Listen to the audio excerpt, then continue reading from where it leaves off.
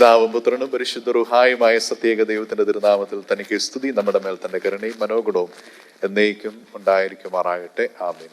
August മാസം 15-ാം തീയതി സഭയുടെ കലണ്ടർ അനുസരിച്ച് ദൈവമാതാവിന്റെ വാങ്ങിപ്പ് പെരുന്നാളാണ്. The feast of assumption.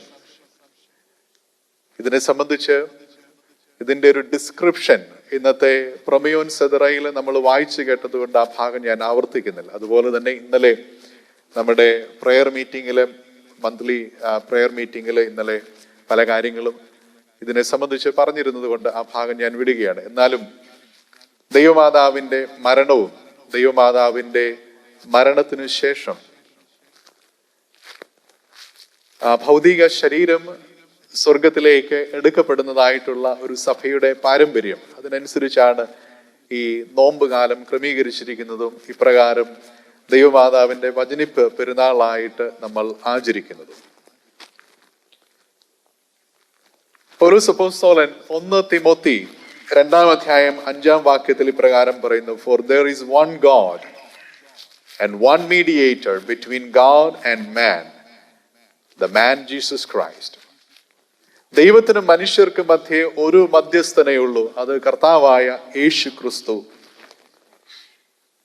നമ്മള് ഒരു പരിശുദ്ധനോടോ മാതാവിനോടോ ഒക്കെ നമ്മൾ പ്രാർത്ഥിക്കുമ്പോൾ നമ്മൾ അവരോട് മധ്യസ്ഥത യാചിക്കുകയാണ്.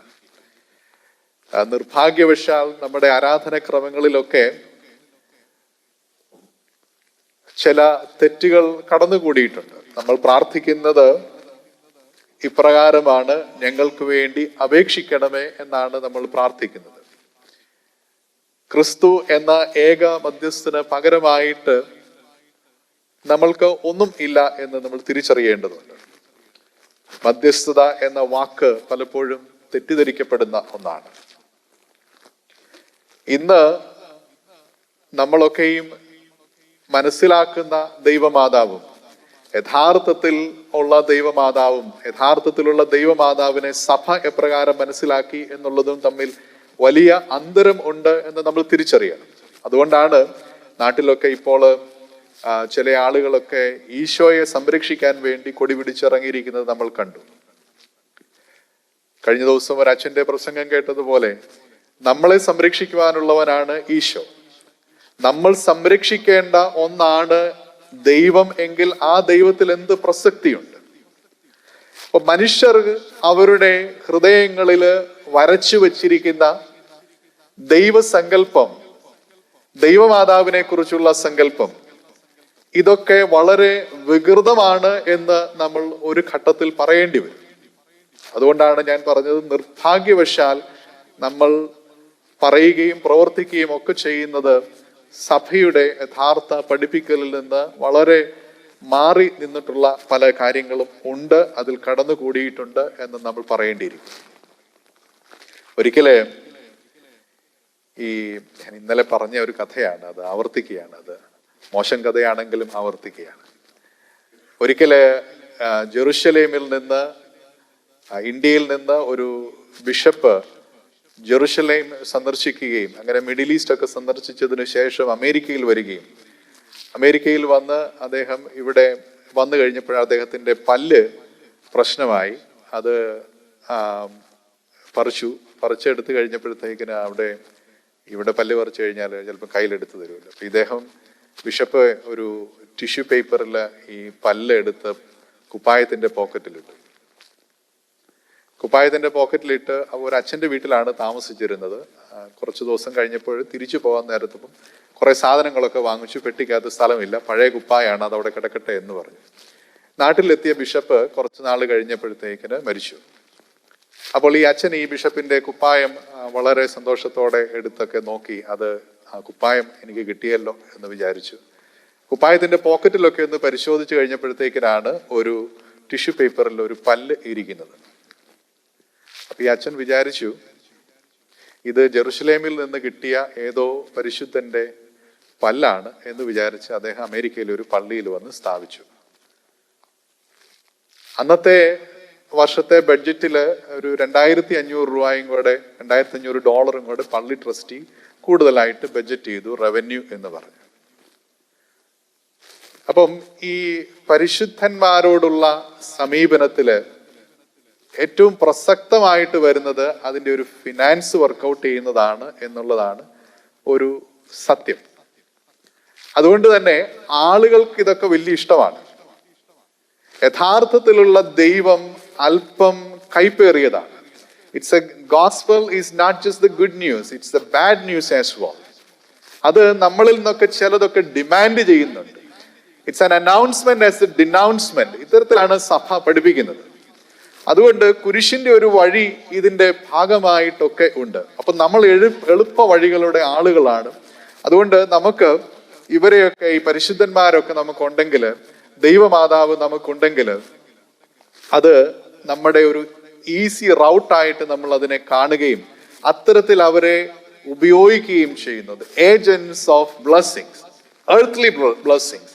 ഈ ഭൂമിയിൽ നമ്മുടെ ഒരു പ്രോസ്പിരിറ്റിക്ക് വേണ്ടിയൊക്കെ നമ്മൾ ഉപയോഗിക്കുന്ന ചില ആളുകളാണ് ഈ പരിശുദ്ധന്മാരും ദൈവമാതാവും എന്നൊക്കെ നമ്മൾ തിരിച്ചറിയേണ്ടതുണ്ട്. ഇത്തരത്തിലുള്ള വിശ്വാസം ഭൗതിക നന്മകളെ പ്രതിയുള്ള അനേക വിശ്വാസങ്ങളും പഠിപ്പിക്കലുകളും ഒക്കെ സഭയിൽ കടന്നുകൂടിയിട്ടുണ്ട് എന്ന് സങ്കടത്തോടുകൂടെ തന്നെ നമ്മൾ പറയേണ്ട ഒരു സംഗതിയാണ്. യഥാർത്ഥത്തിലുള്ള ദൈവമാതാവ് എന്താണ്, യഥാർത്ഥത്തിലുള്ള പരിശുദ്ധന്മാരോടുള്ള സമീപനം സഭയെ സംബന്ധിച്ച് എന്താണ് എന്നുള്ളത് പറയുവാനായിട്ട് നമ്മൾ സമയം കണ്ടെത്താറില്ല. മറിച്ച് കഥകൾ പറയുവാൻ നമുക്ക് ഇഷ്ടമാണ്. കാരണം കഥകൾ കേൾക്കുവാൻ ആളുകൾക്കും ഇഷ്ടമാണ്. അപ്പൊ കഥകൾ നമ്മൾ ഇങ്ങനെ മെനഞ്ഞുണ്ടാക്കുമ്പോൾ കഥയുടെ പിന്നിലെ അർത്ഥം എന്താണ്, കഥയുടെ സാരാംശം എന്താണ് എന്നൊക്കെ നമ്മൾ മറന്നു പോവുകയാണ്. ജീവിതം ഈ ഭൂമിയിൽ അവസാനിക്കുന്നതല്ല. അതുകൊണ്ട് പരിശുദ്ധന്മാരൊക്കെ there is a life after death. Philippian ലേഖനത്തിലെ 1-ാം അധ്യായം 23-ാം വാക്യത്തിൽ പറയുന്ന പോലെ ലൈഫ് കണ്ടിന്യൂസ് ആഫ്റ്റർ ഡെത്ത്. അതുകൊണ്ട് തന്നെ ഈ പരിശുദ്ധന്മാരൊക്കെ സജീവമാണ്. അവർ നമുക്ക് വേണ്ടി പ്രാർത്ഥിക്കും. എന്നാൽ നമ്മളുടെ ഒരു പറച്ചിലൊക്കെ ഉണ്ട്, അവർ നമുക്ക് കൂടുതൽ ആക്സസിബിൾ ആയിട്ടുള്ളതാണ്. നമുക്ക് പെട്ടെന്ന് അമ്മയെന്ന് വിളിക്കുമ്പോൾ നമുക്ക് പ്രത്യേകിച്ചൊരു ഒരു ഫീലിംഗ് ഉണ്ടാവും. അല്ലെങ്കിൽ അവര് ആക്സസിബിൾ ആയിട്ടുള്ളതാണ്. അവർ നമ്മളെ പോലെ മനുഷ്യരായിരുന്ന ആളുകളാണ്. അവർക്ക് നമ്മളുടെ പ്രശ്നങ്ങൾ കുറച്ചും കൂടെയൊക്കെ മനസ്സിലാകും. ഇങ്ങനെയൊക്കെ നമ്മൾ പഠിപ്പിക്കുന്നതായിട്ട് കണ്ടിട്ടുണ്ട്. എന്നാൽ ദൈവത്തിന്റെ യഥാർത്ഥ സ്നേഹത്തെ തിരസ്കരിക്കുകയാണ് ഇത്തരത്തിലുള്ള പഠിപ്പിക്കലുകൾ എന്ന് നമ്മൾ തിരിച്ചറിയണം. ദൈവം മനുഷ്യനായി, സ്വന്തം ഹിതപ്രകാരം മനുഷ്യനായി, മനുഷ്യരുടെ രക്ഷയ്ക്ക് വേണ്ടി വന്നവനാണ്. ദൈവത്തിന്റെ സ്നേഹത്തിന് പകരം വയ്ക്കുവാനായിട്ട് മറ്റൊന്നുമില്ല എന്ന് നമ്മൾ തിരിച്ചറിയേണ്ടതുണ്ട്. സ്വർഗത്തിൽ ഇരുന്ന് താഴെ നടക്കുന്ന ചില സംഗതികളെ നോക്കുന്ന ഒരു റഡാർ ഒന്നുമല്ല ദൈവം. ക്രിസ്തു സമീപസ്ഥനാണ്. അധ്വാനിക്കുന്നവരും ഭാരം ചുമക്കുന്നവരുമേ നിങ്ങൾ എൻ്റെ അരികിൽ വരുവിൻ, ഞാൻ നിങ്ങളെ ആശ്വസിപ്പിക്കാം എന്ന് മത്തായി ശ്ലീഹ എഴുതിയ സുവിശേഷം 11-ാം അധ്യായം 28-ാം വാക്യത്തിൽ നമ്മൾ ഇപ്രകാരം വായിക്കുന്നുണ്ട്. ആൻ എംബ്രേസിങ് ക്രൈസ്റ്റ് ആണ് നമുക്കുള്ളത്. മനുഷ്യന്റെ ജീവിതത്തിന്റെ എല്ലാ പ്രശ്നങ്ങളിലും അവനെ ചേർത്ത് പിടിക്കുന്ന ഒരു ക്രിസ്തു ഉണ്ട് എന്ന് നമ്മൾ തിരിച്ചറിയണം. അതിന് പകരം വെക്കുവാനായിട്ട് മറ്റൊന്നുമില്ല. എന്നാൽ എന്താണ് നമ്മൾ ഈ communion of saints, intercession of saints എന്നുള്ളതിന്റെ യഥാർത്ഥ പഠിപ്പിക്കലുകൾ എന്താണ്? ദൈവമാതാവിനെ സംബന്ധിച്ച് നമുക്കറിയാം, ദൈവമാതാവിന് സഭ കൊടുത്തിരിക്കുന്ന സ്ഥാനം എത്രയോ പ്രാധാന്യത്തോട്, ദ തിയോടോക്കോസ്, ദൈവത്തെ പ്രസവിച്ചവൾ, ക്രിസ്തുവിന്റെ മനുഷ്യാവതാരം, ദ ഇൻകാർനേഷൻ, അതിനെക്കുറിച്ച് കൃത്യമായ പഠിപ്പിക്കലുകൾ സഭയ്ക്കുള്ളത് കൊണ്ടാണ് ദൈവമാതാ വിശുദ്ധ കന്യക മറിയാമിനെ നിത്യ കന്യകയെന്നും ഓൾ ഹോളി എന്നും തിയോടോക്കോസ് എന്നും ഒക്കെ നമ്മൾ വിളിക്കുന്നത്. അത് കൃത്യമായ പഠിപ്പിക്കലുകളുടെ വെളിച്ചത്തിലാണ്. നമ്മൾ ദൈവമാതാവിനെ കാണുമ്പോൾ ആ കൂടെ ആരുണ്ട്? യേശുവുണ്ട്, അല്ലേ? പുത്രനില്ലാതെ ഒരു മാതാവില്ല. A mother is venerated because of the son and never apart from him. ദൈവമാതാവിനെ ചില ആളുകൾക്ക് അത്രയ്ക്കും താല്പര്യമുള്ള ഒരു സംഗതിയല്ല. അത്തരമുള്ള ആളുകൾക്ക് പ്രത്യേകിച്ച് ഒത്തിരി പുതിയ ചർച്ചുകളൊക്കെ വരുമ്പോൾ അവരെ സംബന്ധിച്ച് ദൈവം ആരാണ് എന്നുള്ളതിനെ കുറിച്ചൊന്നും വലിയ പ്രസക്തിയൊന്നുമില്ല. യേശു എന്നുള്ളത് യേശു നല്ല രസമുണ്ട് അത് കേൾക്കാനായിട്ട്, കഥകളൊക്കെ പറയാനായിട്ടും യേശു നിങ്ങൾക്ക് കാറ് വാങ്ങിത്തരുമെന്നും വീട് വാങ്ങിത്തരുമെന്നും നിങ്ങളുടെ ജോലി ശരിയാക്കുമെന്നും ഒക്കെ പറയാനായിട്ട് ഒരു പ്രോസ്പെരിറ്റി ഗോസ്പൽ ഫ്ലറിഷ് ചെയ്യുന്ന ഒരു രാജ്യത്ത് ജീവിക്കുന്ന നമുക്ക് ഇതൊക്കെ കേൾക്കുവാനായിട്ട് വളരെ ഇഷ്ടമാണ്. ഒത്തിരി ആളുകൾ അതിലൊക്കെ ആകൃഷ്ടരാകും. എന്നാൽ യഥാർത്ഥ ദൈവം എന്താണ് എന്നുള്ളത് ഒരു അന്വേഷണമാണ്. അതില് അപ്പോസ്തലന്മാരും സഭാപിതാക്കന്മാരും രക്തസാക്ഷികളും സഹദയന്മാരും മൗദ്യാരന്മാരും താപസരും ഒക്കെ അവർ ദർശിച്ച ഒരു ദൈവദർശനമുണ്ട്. അവരുടെ ജീവിതാനുഭവങ്ങളിൽ നിന്ന് പുതിയ നിയമസഭ അവരുടെ ജീവിതാനുഭവങ്ങളിൽ തിരിച്ചറിഞ്ഞ ഒരു തൃത്വ ദൈവമുണ്ട്, തൃത്വവിശ്വാസമുണ്ട്. അത് തന്നെയാണ് നമ്മളും ഇവിടെ പ്രസംഗിക്കുന്നത്. 2 കാര്യങ്ങളാണ് പ്രധാനമായിട്ടും ദൈവമാതാവിന്റെ ഈ പെരുന്നാളില് എനിക്ക് പറയുവാനായിട്ടുള്ളത്. ഒന്ന്, ദൈവമാതാവ് മനുഷ്യന്റെ ഫ്രീ റെസ്പോൺസിന്റെ ഏറ്റവും ബെസ്റ്റ് എക്സാമ്പിൾ ആണ്. ദൈവം നമ്മളെ സൃഷ്ടിച്ചപ്പോൾ നമ്മൾ റോബോട്ടുകളായിട്ടൊന്നും അല്ല സൃഷ്ടിച്ചത്. മനുഷ്യന് ബുദ്ധിയും ശക്തിയും കഴിവും തെരഞ്ഞെടുക്കുവാനുള്ള സ്വാതന്ത്ര്യവും ഒക്കെ കൊടുത്താണ് ദൈവം മനുഷ്യനെ സൃഷ്ടിച്ചത്.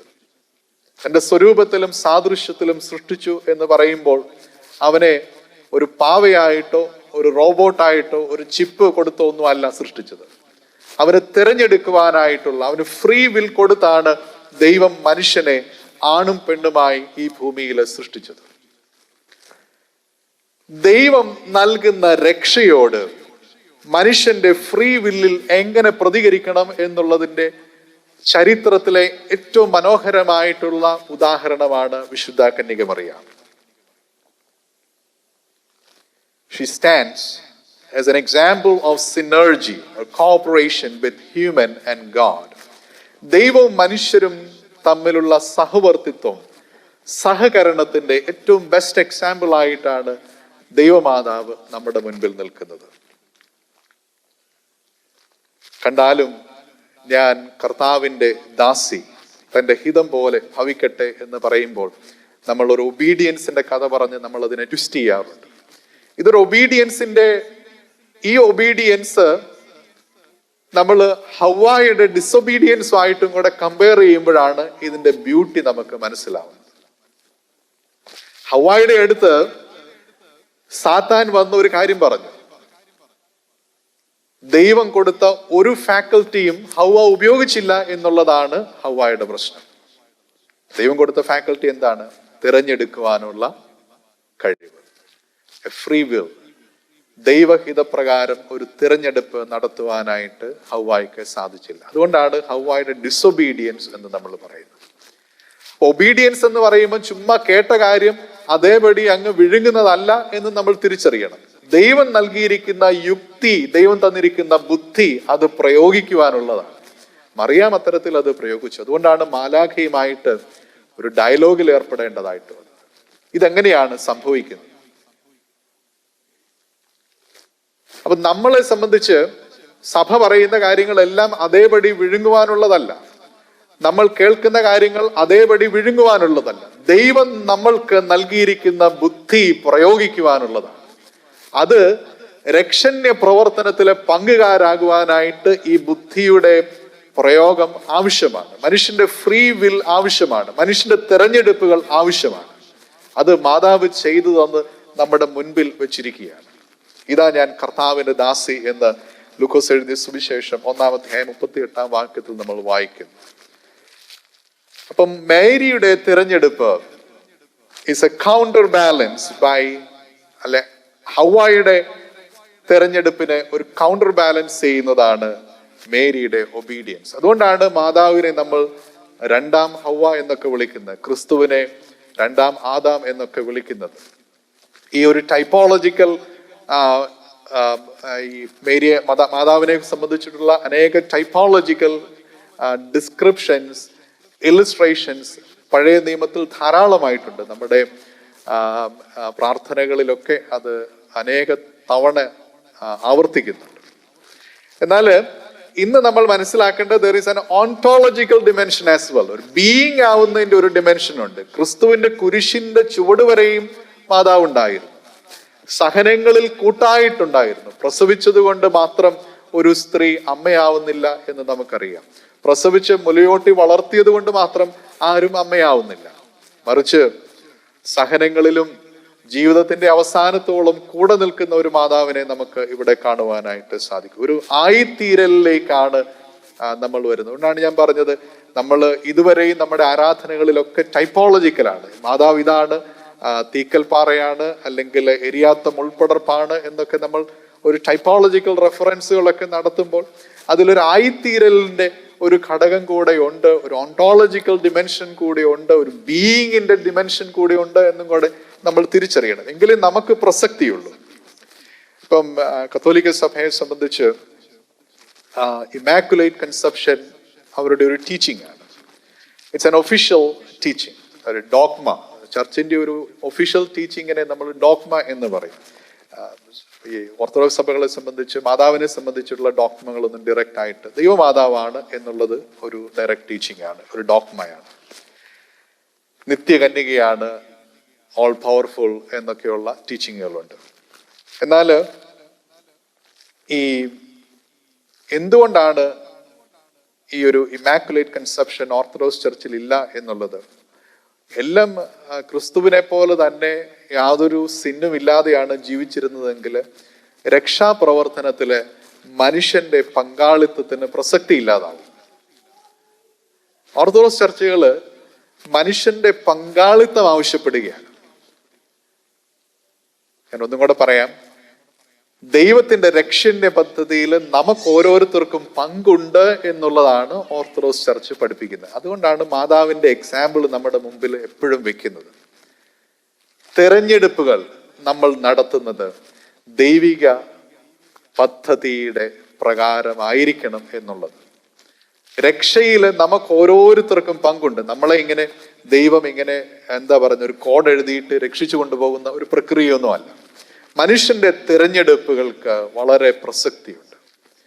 Free will of human being, അത് ഏറ്റവും പ്രസക്തിയുണ്ട് എന്ന് വീണ്ടും വീണ്ടും പഠിപ്പിക്കുവാനാണ് സഭ മാതാവിനെ ഉപയോഗിക്കുന്നത് എന്നും കൂടെ നമ്മൾ മനസ്സിലാക്കണം. ഈ bodily Assumption of Virgin Mary ചർച്ചിനെ സംബന്ധിച്ചൊരു ഡോഗ്മയൊന്നുമല്ല.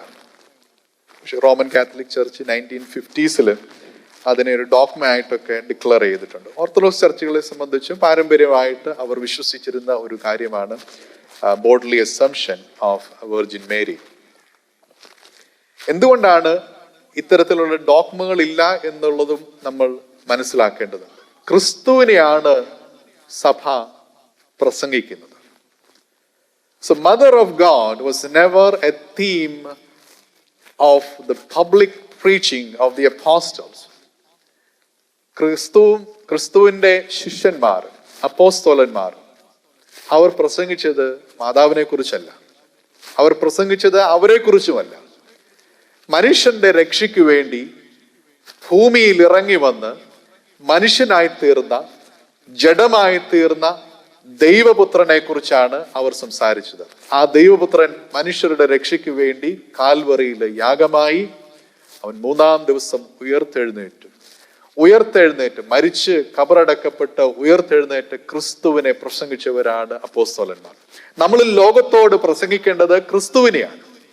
എന്നാൽ അപ്പോസ്തലന്മാരെ സംബന്ധിച്ച് the mystery of holy mother, അത് അവരുടെ സംഘങ്ങളില്, അവരുടെ ഇൻസൈഡില് ഒരു മിസ്റ്ററി ആയിട്ടും അവരവിടെ പ്രൊക്ലെയിം ചെയ്യുന്ന ഒരു സംഗതി ആയിട്ടും അതിനെ മനസ്സിലാക്കണം. പുറത്താരെ പ്രസംഗിക്കണം? നമ്മൾ നാട് നീളെ കുരിശും തൊട്ടി ഉണ്ടാക്കി വെച്ചിട്ടുണ്ട്. എന്തിനാണ്? നാട്ടിലെ കാര്യമാണ് കേട്ടോ, ഇവിടെ അത് കണ്ടിട്ടില്ല. അതിന്റെ പേരിലുള്ള റവന്യൂ മാത്രമാണ് നമ്മളെ വിഷയം. പുറത്ത് പ്രസംഗിക്കേണ്ടത് ക്രിസ്തുവിനെയാണ് എന്നുള്ളതിന് യാതൊരു സംശയവുമില്ല. അകത്ത് മാതാവിനെ പ്രസംഗിക്കണം. എന്തിനാണ്? മാതാവിന്റെ വിശ്വാസം. അകത്ത് പരിശുദ്ധന്മാരെ കുറിച്ച് പ്രസംഗിക്കണം. കാരണം അവർ പഠിപ്പിച്ച വിശ്വാസം അത് യഥാർത്ഥ വിശ്വാസമാണ്. ആ വിശ്വാസത്തെ തെറ്റിപ്പോകാതിരിക്കാനുള്ള ബെഞ്ച് മാർക്കുകളാണ് അവരുടെ ജീവിത സ്ട്രഗിളുകളും അവരുടെ ജീവിത വിക്ടറികളും എന്ന് നമ്മൾ തിരിച്ചറിയണം. പരിശുദ്ധനായ പരിമല തിരുമേനിയെ കുറിച്ച് നമ്മൾ പ്രസംഗിക്കുമ്പോൾ അത് പുറത്തുള്ളവരോടുള്ള പ്രസംഗമല്ല, അത് അകത്തുള്ളവരോടുള്ള പ്രസംഗമാണ്. പുറത്തുള്ളവരോട് ക്രിസ്തുവിനെ മാത്രമാണ് പ്രസംഗിക്കേണ്ടത്. അകത്തുള്ളവരോട് ക്രിസ്തുവിനെ പ്രസംഗിക്കുന്നതിനോടൊപ്പം ക്രിസ്തുവിന്റെ അനുകരിച്ചവർ എങ്ങനെ ജീവിച്ചു എന്നുള്ളതിനെ കുറിച്ച് പ്രസംഗിക്കണം. അത് നമ്മുടെ വിശ്വാസത്തിന്റെ മാറ്റുരച്ചു നോക്കുന്നതിനുള്ള അളവുകോലുകളാണ് എന്ന് നമ്മൾ തിരിച്ചറിയണം. മാതാവിനെ നമ്മൾ ഒരു ഐക്കണായിട്ടൊക്കെ നമ്മൾ വെക്കുമ്പോൾ എല്ലാ ഐക്കണുകളും ക്രിസ്തുവിനെയാണ്, ദൈവ സൃഷ്ടിയാണ്. അവരുടെ ജീവിതത്തിൽ ദൈവം വർഷിച്ച കൃപകളെ കുറിച്ച്, രക്ഷാപദ്ധതിയിൽ അവരെങ്ങനെ പങ്കുകാരായി എന്നുള്ളതിനെ കുറിച്ചൊക്കെ ഓർക്കുന്നതിനും ആ പ്രകാരം ജീവിക്കുന്നതിനുമാണ് എന്ന് നമ്മൾ തിരിച്ചറിയണം. ഞാൻ ചില വേർതിരിവുകളൊക്കെയാണ് പറയുന്നത്. അതുകൊണ്ട് തന്നെ ഈ പ്രസംഗം എല്ലാവർക്കും ഇഷ്ടപ്പെട്ടുകൊള്ളണം എന്നില്ല. മധ്യസ്ഥത യഥാർത്ഥത്തിൽ എന്താണ് എന്ന് നമ്മുടെ ലിറ്റർജിയിൽ നിന്ന് 1-2 ഉദാഹരണങ്ങളും കൂടെ പറഞ്ഞ് ഞാൻ അവസാനിപ്പിക്കാം. നമ്മൾ പാടുന്നുണ്ട്, വ്രതമോടു നിന്നെ പ്രസവിച്ച നിർമ്മല കന്യകയോടൊപ്പം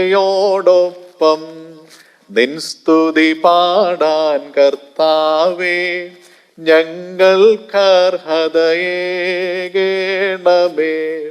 എല്ലാവരും ചേർന്ന് ഒരു പാട്ട് പാടാം. ശുദ്ധിമതിയെ നിന്നോട് പ്രാർത്ഥന ഞങ്ങളുടെ കൂടെ, നിൻ പ്രാർത്ഥനയെ നാഥൻ കേട്ട് പുണ്യം നൽകും. With Mary Virgin blessed, who bore thee in holiness, Lord and our God, make us worthy to extol thy name. എന്താ നമ്മൾ പാടിയത്? നമ്മൾ ഒത്തിരി പാട്ടുകൾ പാടുന്നുണ്ട്. എന്തിനു പാടുന്നു, എന്ത് പാടുന്നു എന്നുള്ളത് നമുക്കറിയില്ല. മധ്യസ്ഥതയുടെ ഏറ്റവും മനോഹരമായിട്ടുള്ള എക്സാമ്പിൾ ആണ് ഈ പാട്ടിലൊക്കെ നിഴലിക്കുന്നത്. നിന്റെ പ്രാർത്ഥന ഞങ്ങളുടെ പ്രാർത്ഥനയോട് കൂടെ, നിന്റെ സ്തുതി കർത്താവിനെ സ്തുതിക്കുന്നത് നീ സ്തുതിക്കുന്നത് പോലെ ഞങ്ങൾക്കും സ്തുതിപ്പാൻ നിന്റെ കൂടെ അർഹത നൽകണം. മധ്യസ്ഥതയ്ക്ക് ഇതിലും മനോഹരമായിട്ടുള്ള എക്സ്പ്ലനേഷൻ എവിടെയാണ് നമുക്ക് കിട്ടുന്നത്?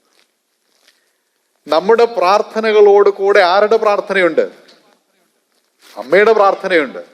നമ്മുടെ പ്രാർത്ഥനയോട് കൂടെ ആരുടെ പ്രാർത്ഥനയുണ്ട്? പരിശുദ്ധന്മാരുടെ പ്രാർത്ഥനയുണ്ട്. പരിശുദ്ധന്മാരും അമ്മയും ഒക്കെ ദൈവത്തെ സ്തുതിക്കുന്നത് പോലെ നമുക്കും സ്തുതിക്കുവാനായിട്ട് ദൈവമേ അർഹത നൽകണമേ എന്നാണ് നമ്മൾ പ്രാർത്ഥിക്കുന്നത്. വളരെ കൃത്യമാണ്.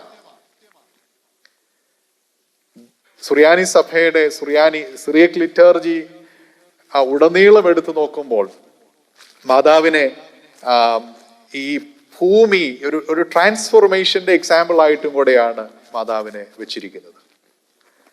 ദൈവം ഈ ഭൂമിയെ ട്രാൻസ്ഫോം ചെയ്യുമ്പോൾ അതെപ്രകാരമായിരിക്കും? നമ്മൾ അപ്പവും വീഞ്ഞും നമ്മൾ അത് ക്രിസ്തുവിന്റെ ശരീരവും രക്തവുമാകുന്നു എന്ന് പറഞ്ഞ് നമ്മൾ അനുഭവിക്കുന്നു. നമ്മുടെ വിശ്വാസമാണ്. മറ്റൊന്നും നമ്മളെ ചലഞ്ച് ചെയ്യുന്നില്ല.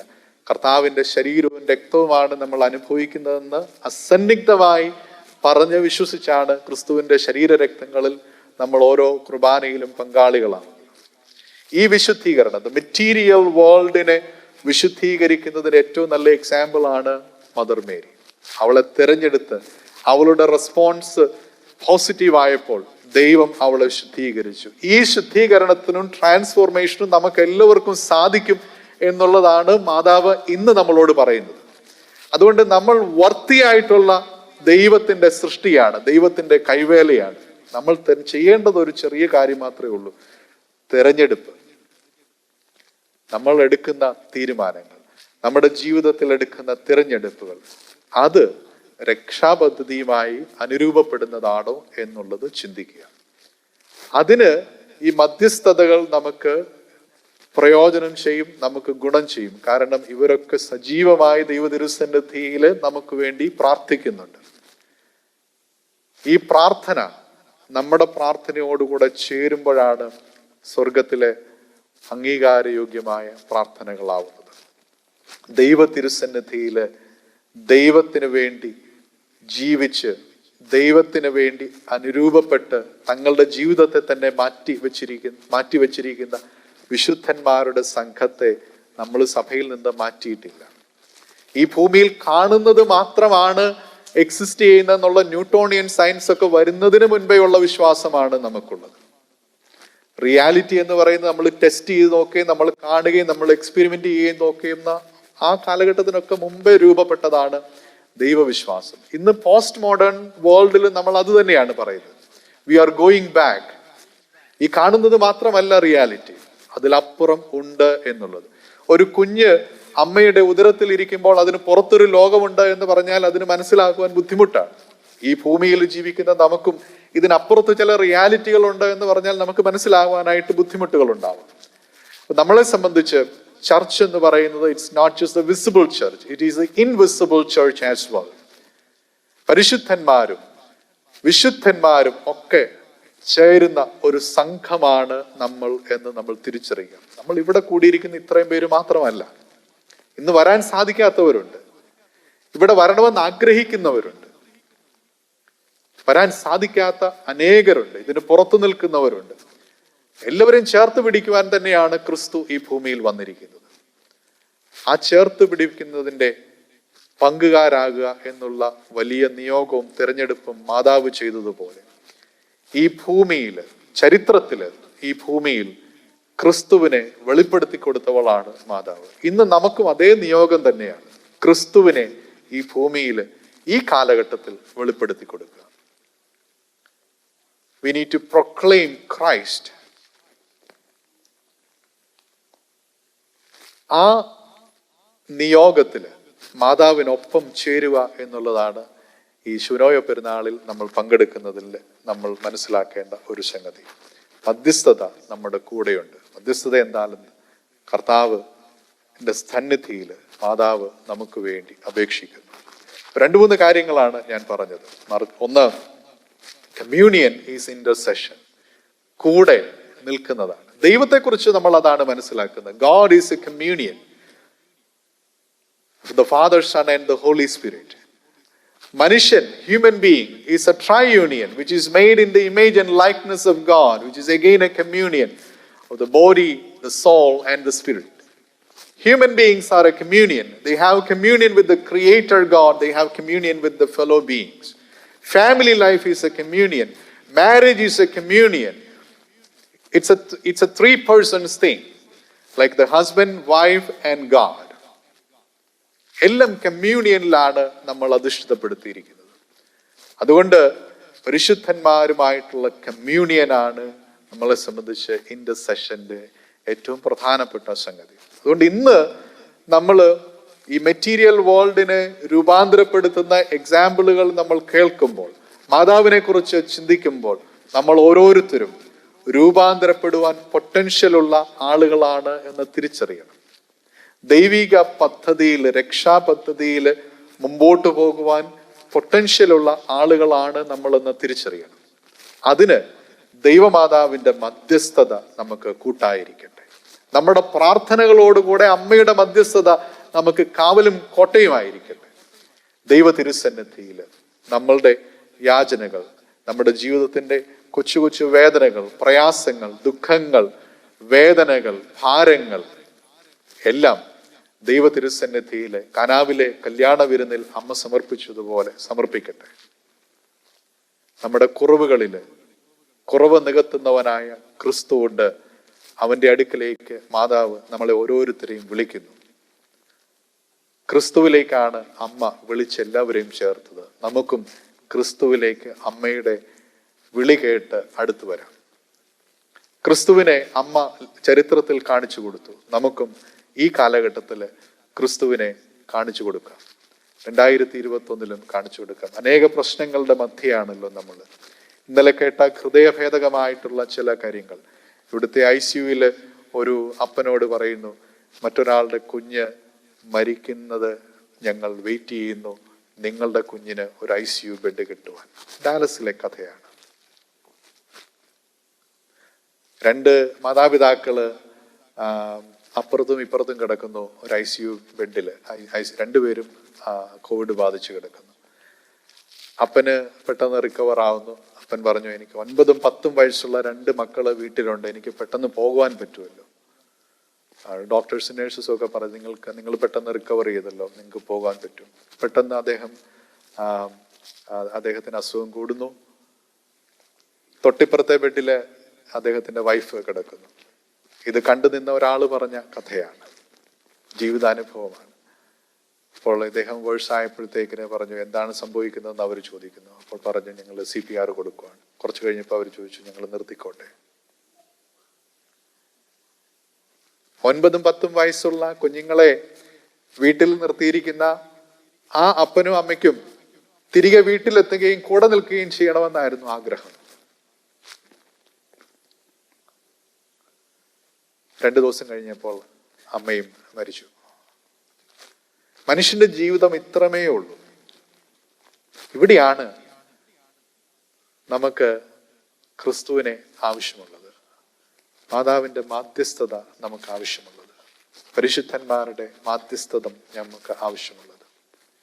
ഈ കാലഘട്ടത്തിൽ ഈ ലോകത്തെ രൂപാന്തരപ്പെടുത്തുന്നതിന് നമുക്ക് ഓരോരുത്തർക്കും ഒരു പങ്കുണ്ട്. മാതാവ് തൻ്റെ തിരഞ്ഞെടുപ്പിലൂടെ അത് നിർവഹിച്ചു. നമ്മളും നമ്മുടെ തിരഞ്ഞെടുപ്പുകളിലൂടെ അത് നിർവഹിക്കുവാനായിട്ട് ദൈവം ഇടയാക്കട്ടെ. ഈ പെരുന്നാൾ, ഈ നോമ്പാചരണം അതിന് സഹായിക്കട്ടെ എന്ന് പ്രാർത്ഥിക്കുന്നു. നമുക്ക് എഴുന്നേൽക്കാം, വിശുദ്ധ കുർബാനയിൽ പങ്കാളികളാം.